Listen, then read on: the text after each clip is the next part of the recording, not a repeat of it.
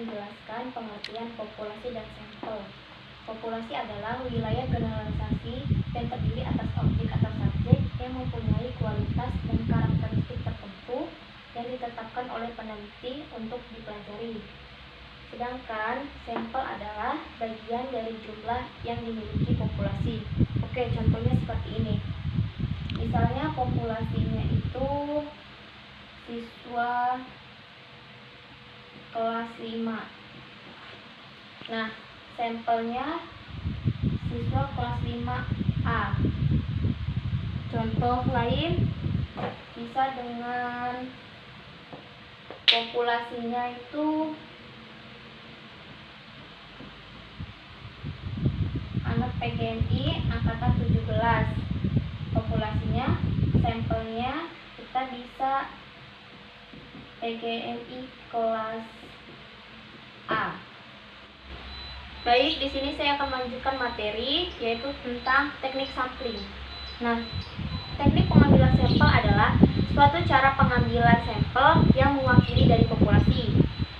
Teknik pengambilan sampel terbagi menjadi dua, yaitu yang pertama ada probability sampling, yang kedua ada non-probability sampling.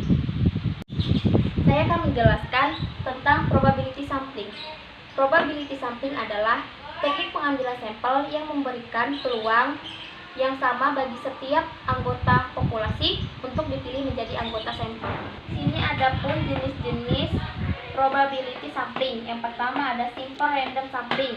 Simple random sampling adalah teknik pengambilan sampel dari anggota populasi yang secara acak dan tidak memperhatikan tingkatan yang ada di dalam anggota populasi.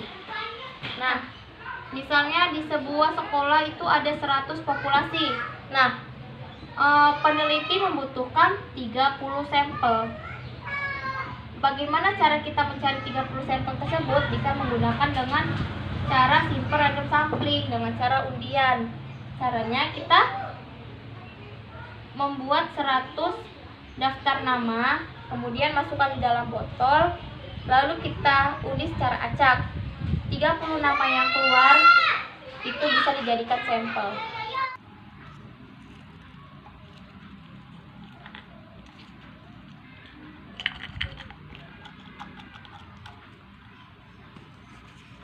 Yang kedua ada proportionate stratified random sampling, yaitu cara pengambilan sampel secara acak namun harus memperhatikan tingkatan dalam populasi tersebut. Contohnya, di sebuah SMA memiliki populasi yaitu seluruh siswa dan siswi kelas 1 sampai kelas 3 yang berjumlah 500 orang. Nah, peneliti membutuhkan 80 sampel. Yang pertama, kelas 1 terdapat 150 orang, kelas 2 130 orang, dan kelas 3 220 orang. Cara mencari yaitu dengan menggunakan rumus, yaitu ada N sama dengan jumlah populasi kelas dikali jumlah sampel dibagi jumlah populasi keseluruhan. Contohnya, N kelas 1, kita akan mencari kelas 1, yaitu jumlah populasi kelas. Jumlah populasi kelasnya ada 150 orang dikali dengan jumlah sampel. Di sini jumlah sampelnya yaitu ada 80 dikali 80 dibagi jumlah populasi keseluruhan. Nah, di sini jumlah populasi keseluruhannya ada 500 orang. 500 orang. Hasilnya yaitu 24 orang. Nah, cara mencari kelas 2 dan kelas 3-nya sama seperti ini. Yang ketiga itu ada disproportionate stratified random sampling, yaitu cara pengambilan sampel secara acak dan memperhatikan tingkatannya, tetapi datanya kurang profesional. Contohnya, di sini populasinya karyawan PTX berjumlah 1000 orang berdasarkan tingkatannya.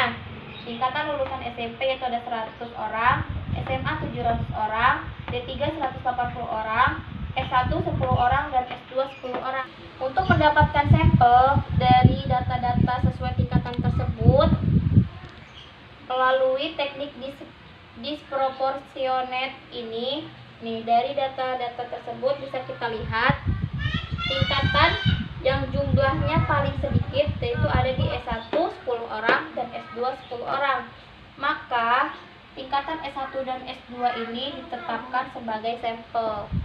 Ya, teknik yang keempat yaitu ada area sampling atau cluster sampling. Teknik ini digunakan apabila populasinya tidak terdiri dari individu-individu melainkan dari kelompok atau klaster. Contohnya, peneliti akan memberikan vaksin penyakit cacar di Lampung. Nah, populasinya Lampung. Akan mencari sampelnya, yaitu di daerah Lampung memiliki beberapa kecamatan. Saya akan mengambil sampel yaitu Kecamatan Kedamaian. Kemudian di dalam Kecamatan Kedamaian ini terdapat beberapa RT. Saya mengambil sampel RT 01 dan RT 01 saya mendapatkan sampel yaitu 10 orang. Nah, disinilah bisa kita jadikan sampel. Oke, di sini saya akan menjelaskan tentang non-problematic sampling dan pengertian parameter. Non-probability sampling ini adalah teknik mengambil sampel yang tidak memberi peluang sama bagi setiap unsur atau anggota populasi untuk dipilih menjadi sampel. Jenis-jenisnya ada 6. Yang pertama adalah sampling sistematis. Adalah teknik pengambilan sampel berdasarkan urutan dan anggota populasi yang telah diberi nomor. Contohnya seperti ini.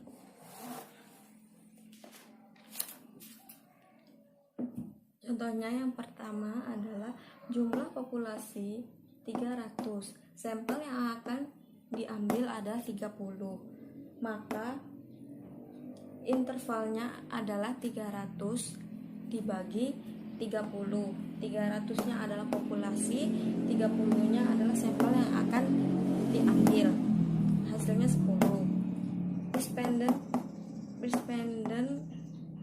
pertama harus dipilih secara acak antara nomor 1 sampai 10. Misalnya kita memilih angka 5, maka anggota populasi yang akan diambil sampel setiap responden adalah beranggotakan angka 5 seperti 15, 25, 25, 35 hingga mencapai 30. Maksudnya mencapai 30 itu semua angka yang ada 5-nya itu 30. Terus yang kedua adalah sampling kuota. Sampling kuota ini adalah teknik untuk menentukan sampel dari populasi yang mempunyai ciri-ciri tertentu sampai jumlah atau kuota yang diinginkan. Contohnya, misalnya akan dilakukan penelitian tentang persepsi siswa terhadap kemampuan belajar guru. Jumlah sekolah ada 10. Maka sampel yang diambil adalah 10 siswa dari per sekolah. Yang ketiga ada sampling insiden. Sampling insiden ini adalah teknik penentuan sampel berdasarkan kebetulan, yaitu secara kebetulan. Maksudnya misal peneliti akan meneliti tentang ibu rumah tangga yang senang atau gemar melakukan belanja di swalayan. Nah, di situ peneliti mendatangi swalayan itu dan kebetulan menemui ibu yang akan dimintai pendapat seperti itu. Yang ketiga adalah sampling purposive. Sampling purposive ini adalah teknik penentuan sampel dengan pertimbangan tertentu.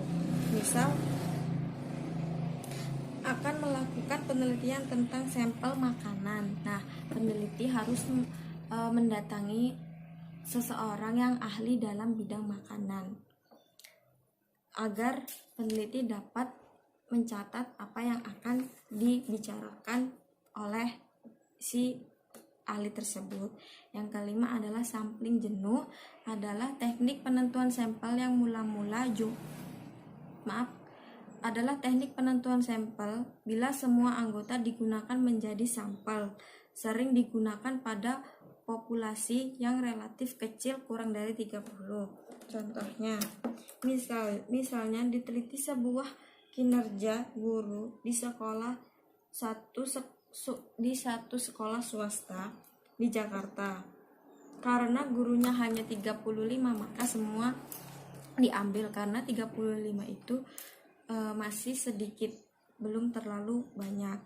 Yang keenam ada snowball sampling, adalah teknik penentuan sampel yang mula-mula dari yang terkecil hingga terbesar.